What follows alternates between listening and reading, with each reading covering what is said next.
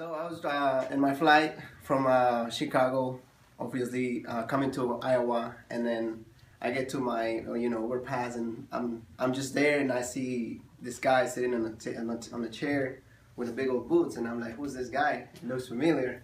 And then I was like, oh wait, that's Rick Santorum.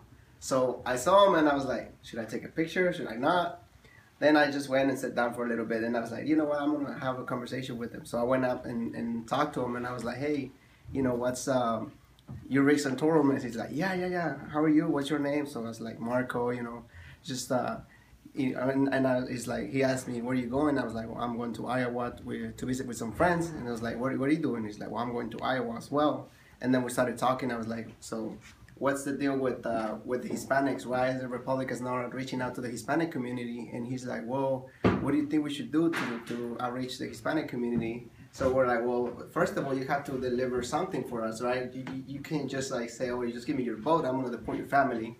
You have to, come up with some agenda or something that can give our community. And he's like, yeah, I think it's a fair shot.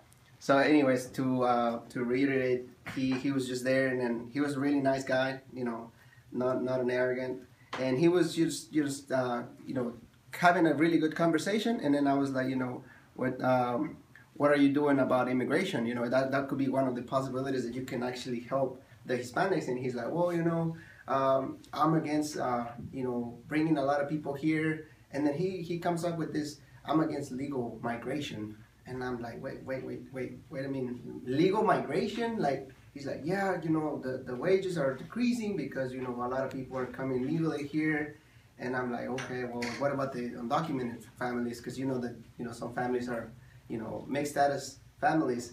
And he's like, well, I think we should take care of that, to ensure that our country has our laws and we can follow them, and of course they run around with the rule of law and all these other talking points that they have. But yeah, pretty much that was it. And you both were there?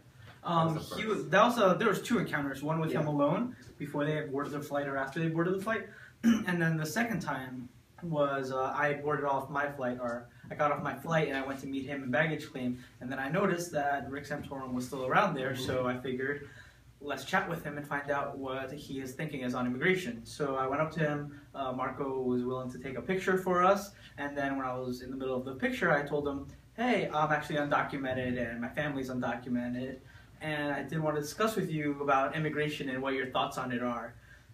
So he gave the whole speech on, well, we shouldn't be rewarding people for coming in illegally, we shouldn't be giving an incentive for other people to come in, but I did try to bring it back to the fact that, what do we do with the people that are already here, undocumented? And Marco brought up a very good question. He was like, so what do you think about the executive order that President Obama did with deferred action for childhood arrivals and DAPA for our parents? And he said he's against it because he doesn't believe the president should enforce administrative priorities, essentially. He tried to say he was breaking the law. But then I brought up to him that, I'm one of the people that qualified under deferred action, that I'm able to be here in this country right now, I'm able to get my scholarship and go to college because of deferred action. And then what would he want to do with me if I lost that deferred action?